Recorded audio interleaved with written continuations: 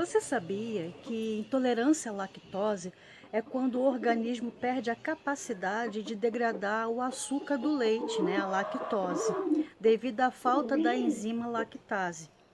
Então, o açúcar do leite, ele chega inteiro ao intestino e ali as bactérias que vivem naquele ambiente fermentam esse açúcar, provocando vários distúrbios, como o acúmulo de gases, dores abdominais, até mesmo diarreia. Então, açúcar, lactose, carboidratos é o assunto da videoaula de hoje. Então, vem estudar com a Mi.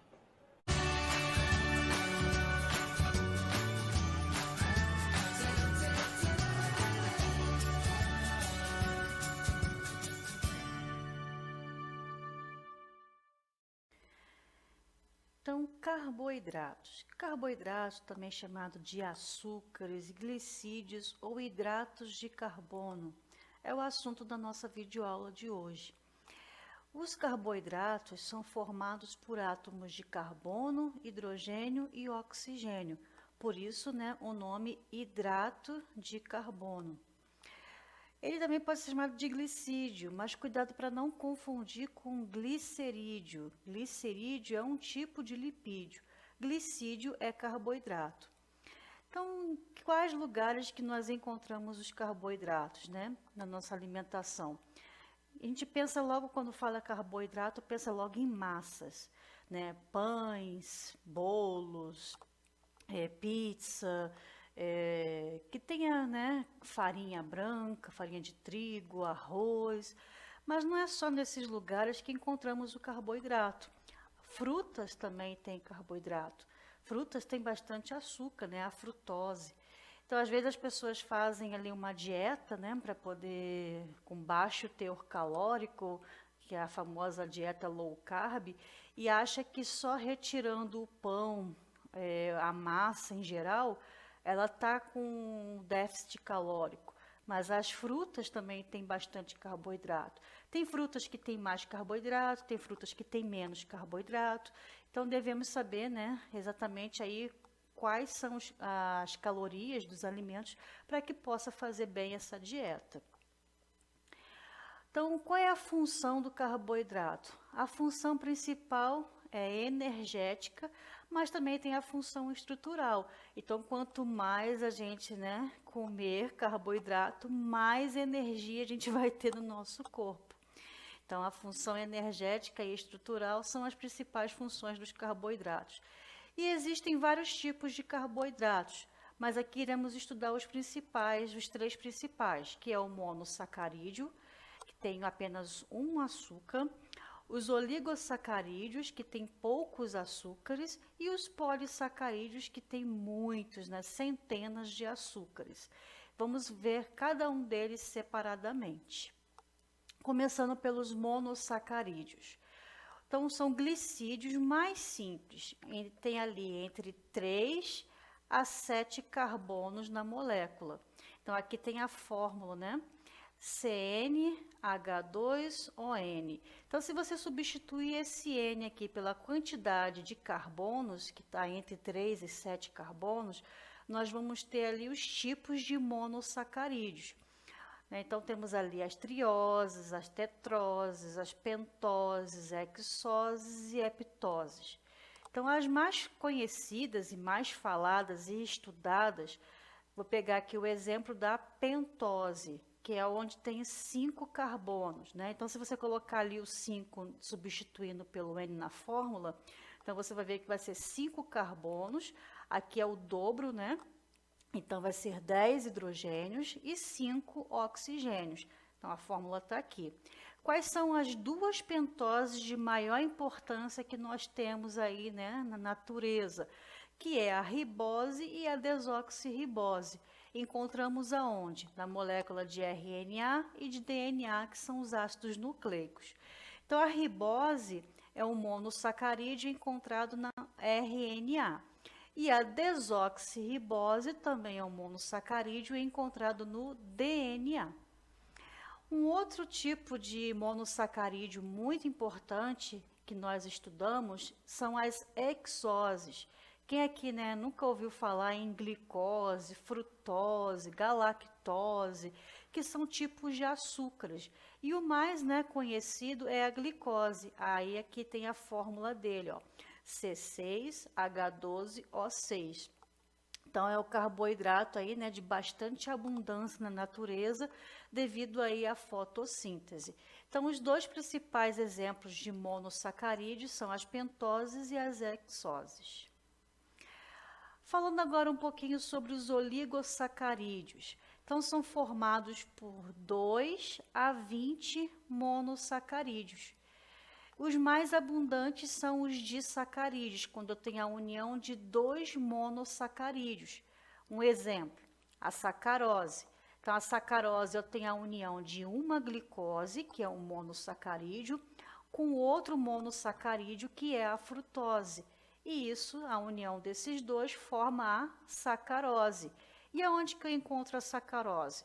O próprio açúcar comum, né, usado na cozinha, porque ele é extraído ali da cana-de-açúcar, né? Então, você encontra no açúcar que você usa aí na cozinha, o açúcar da cana-de-açúcar, também que fabrica ali o etanol, a cachaça e esse açúcar que é conduzido pela planta.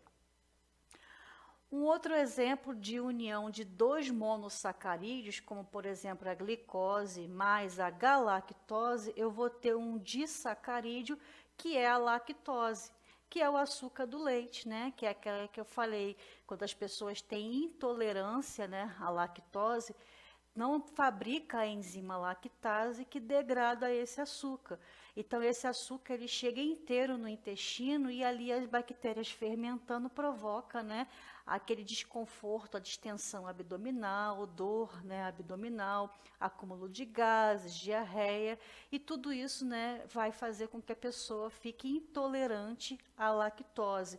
Então, geralmente vai acontecendo ao longo da vida, né? É muito difícil você ver uma criança já com intolerância à lactose. Geralmente são os adultos, né, que já vão ficando, porque já vai passando ali, né, alguns anos com a deficiência da fabricação da enzima lactase que degrada esse açúcar. Temos também o outro exemplo, a maltose. A maltose é a união de 2 monossacarídeos, 2 glicoses. Então, uma glicose com outra glicose, eu formo a maltose, né, que é usado ali para a fabricação de cervejas. Então, eu encontro essa maltose nos cereais. Quem aqui já ouviu falar, né, que a cerveja é puro malte, né? Então, esse malte vem justamente do açúcar maltose. Então, tem pessoas que bebem cerveja achando que não está ingerindo açúcar, porque a cerveja, a maioria delas tem um gosto, né, um pouquinho amargo, mas tem açúcar sim, tem a maltose, né? Então, engana-se, né, quem pensa que tomando cerveja não está ingerindo açúcar. Tem bastante açúcar ali sim, que é a maltose. Para fazer a união de 2 monossacarídeos, a gente também faz aquela síntese por desidratação. Então, para eu unir um monossacarídeo com outro monossacarídeo, acontece ali a perda de uma molécula de água. Então, você vê aqui, ó, uma hidroxila dessa glicose aqui, com o hidrogênio dessa outra glicose se unindo para formar uma molécula de água, né, que é H2O, só que perdendo essa molécula acontece essa união. Então, por exemplo, aqui, né, quando eu vou unir uma glicose com outra glicose para formar a maltose, essa união desses 2 monossacarídeos acontece por essa síntese por desidratação. Então eu estou perdendo, né, uma molécula de água, por isso desidratação. E essa ligação é uma ligação do tipo glicosídica. Agora, se eu quiser quebrar, né, essa maltose aqui para formar 2 moléculas de glicose novamente, aí vai acontecer uma hidrólise, né, porque vai ter uma quebra justamente dessa molécula para formar, então, 2 monossacarídeos novamente, ok? Agora falando um pouquinho sobre os polissacarídeos. Os polissacarídeos são formados por mais de 20 monossacarídeos, então são centenas, né, de monossacarídeos unidos uns com os outros, formando aí uma cadeia longa, né, uma cadeia bem grande, que nós chamamos de polissacarídeos. Então, temos vários exemplos aí de polissacarídeos. Um deles é o ácido hialurônico. Qual é a função do ácido hialurônico? Da adesão às células, né? Então, ele é conhecido como cimento celular. É muito utilizado, né, em produtos de cosmético, né, para justamente tirar as linhas de expressão, ruguinhas indesejáveis. Então, esse ácido hialurônico vai dar firmeza, adesão às células, fazendo assim, né, o seu papel lá no cosmético, que é para dar uma firmeza na pele. Temos também a heparina. A heparina é um anticoagulante natural encontrado em algumas células chamadas mastócitos, que são células no nosso sangue. Então, o sangue, né, ele é fluido justamente porque tem esse anticoagulante, a heparina. Um outro polissacarídeo conhecido é o amido. O amido ele é produzido por algas e por plantas, que inclusive, né, é o produto de reserva desses vegetais e também de algumas algas. Então, através da fotossíntese, a planta ou a alga vai fabricar ali o carboidrato, que é muitas das vezes a glicose. Ela vai utilizar esse carboidrato para crescer, multiplicar, né? Se for uma planta, né? Formar ali o fruto, flores, né? Dar vários ramos novos. Então, ela precisa de energia, ela precisa de carboidrato para fazer tudo isso. E o produto, né? Que ela vai fabricar para justamente esse fim. Só que às vezes a planta não utiliza aquilo tudo, ela pode guardar o sobressalente, que é justamente na forma de reserva, que é o amido. Então as plantas e as algas fazem isso, até mesmo para poder suportar, né, períodos no outono que caem as folhas. Então ela vai ter ali pouca, né, fotossíntese sendo realizada, então já tem ali a reserva para garantir que ela vai conseguir, né, passar aí por essa etapa com bastante carboidrato ainda, né, para utilizar. Ou até mesmo no inverno, né, quando todas as folhas caem e as plantas ficam ali sem poder fabricar, né, o seu carboidrato, sem fazer a fotossíntese. E mesmo assim a planta não morre. Por quê? Porque ela tem ali o seu produto de reserva. Então é dessa reserva, que é o amido, que ela vai retirar para justamente ali aguentar, né, aqueles 3 meses de inverno sem fazer fotossíntese. O amido ele é formado por 2 tipos de polímeros, que é a amilose, que ele é um pouco mais linear, e a amilopectina, que ela é um pouco mais ramificada. E a junção desses dois forma uma estrutura helicoidal, que é essa que vocês estão vendo aqui nessa figura. Então, falando um pouquinho mais, né, sobre esse ganho de carboidrato que a planta tem, e ela tem a capacidade também de armazenar, nós pegamos aqui o exemplo de 2 produtos de reserva, né, muito conhecidos aí, que nós utilizamos na nossa alimentação. Então, a plantinha vai pegar ali a energia luminosa do sol, né, mais ali o CO2, que é o dióxido de carbono, mais também ali a água que ela absorve pelas raízes, e vai transformar tudo isso daí, né, em energia para ela justamente, né, sobreviver, que é na forma de glicose e também ATP. E também libera, né, oxigênio para a atmosfera. Essa glicose, ela, que é o carboidrato, ela vai utilizar, como eu falei, para suas funções, né, normais. E ela pode armazenar. Ela pode armazenar nas suas raízes. Então, aqui um exemplo, né, de armazenamento na raiz, que é a mandioca, né, o aipim, não sei como é que você chama aí na sua região, também macaxeira, né, também é conhecido. Então, eu chamo de aipim, né, ou mandioca, que é uma raiz muito utilizada na nossa alimentação. Então, é ali que tem a maior quantidade de carboidrato na forma de amido que a planta guardou como reserva.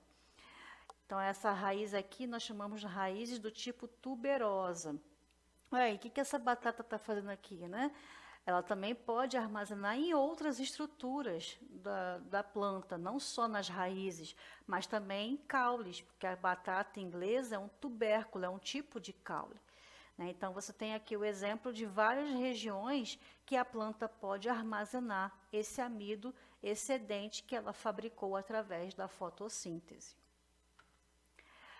Um outro produto, né, um outro tipo de polissacarídeo é o glicogênio. O glicogênio já é produto de reserva de quem? Dos animais e também dos fungos. Então, é uma reserva energética tanto dos animais quanto dos fungos. É produzido pela maioria dos animais, incluindo, né, a gente, incluindo a espécie humana. Ela é utilizada como reserva energética, principalmente no fígado e nos músculos.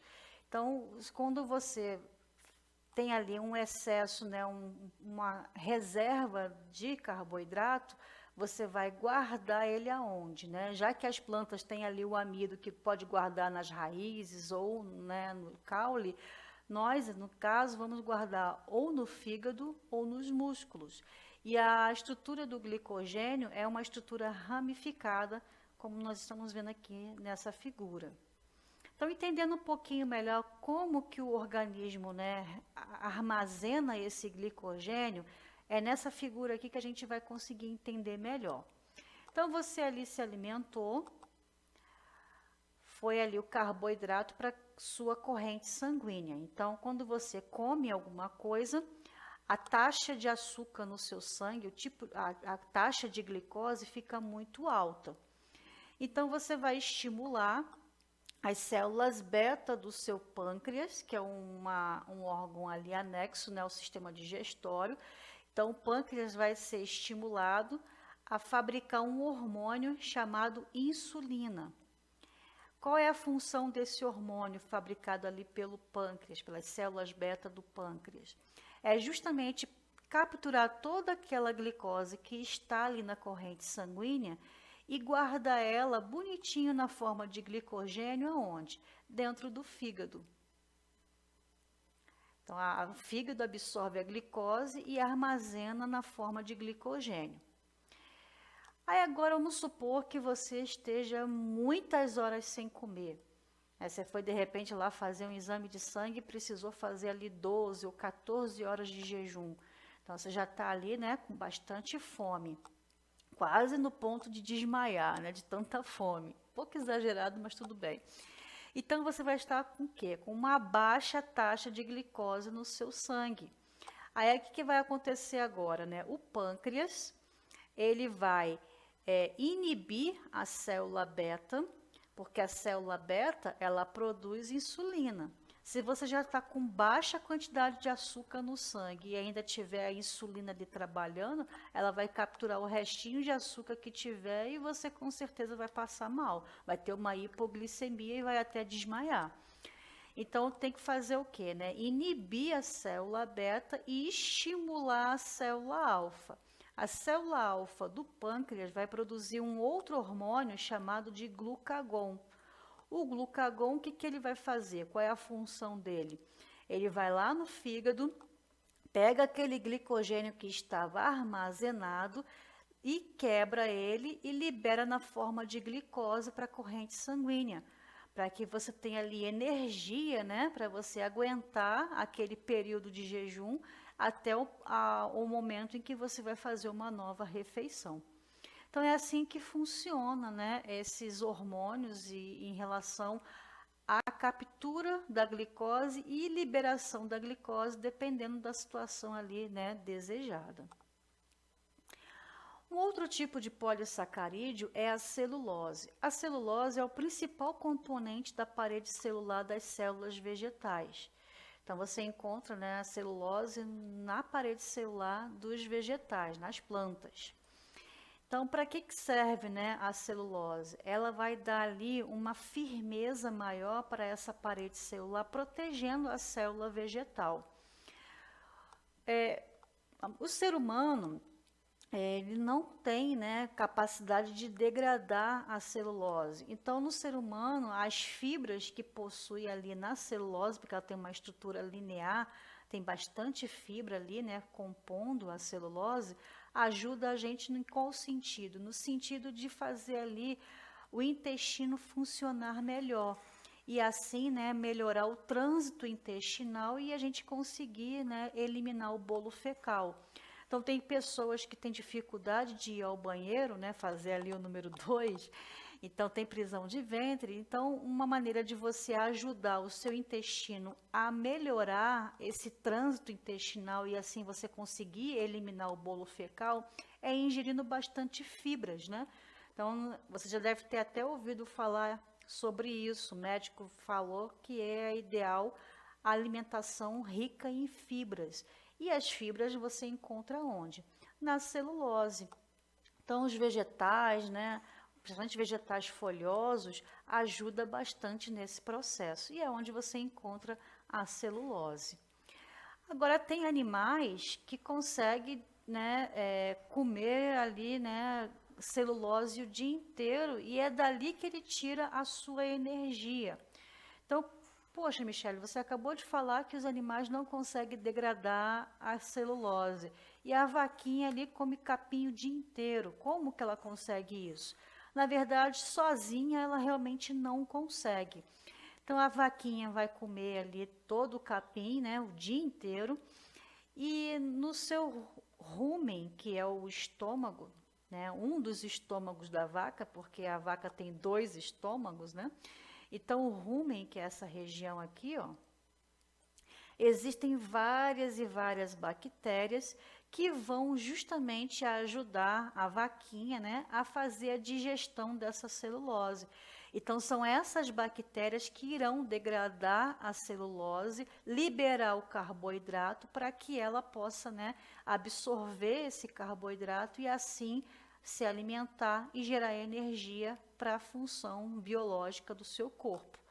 Se não fosse essas bactérias, a vaquinha sozinha realmente não iria conseguir. Ela ia comer capim o dia inteiro e não ia se alimentar. Então, é graças às bactérias, né, presentes aí dentro do seu estômago que vai fazer isso. Um outro polissacarídeo é a quitina. A quitina é constituída por um polímero de cadeia longa, né, que ele se chama N-acetilglicosamina. Aqui tem a fórmula, né, estrutural mostrando aí como que é esse carboidrato. Esse carboidrato ele tem uma particularidade, ele é um pouquinho diferente dos outros. Os outros na sua composição sempre vai ter ali o carbono, o hidrogênio e o oxigênio. Na quitina nós temos ali a presença do nitrogênio.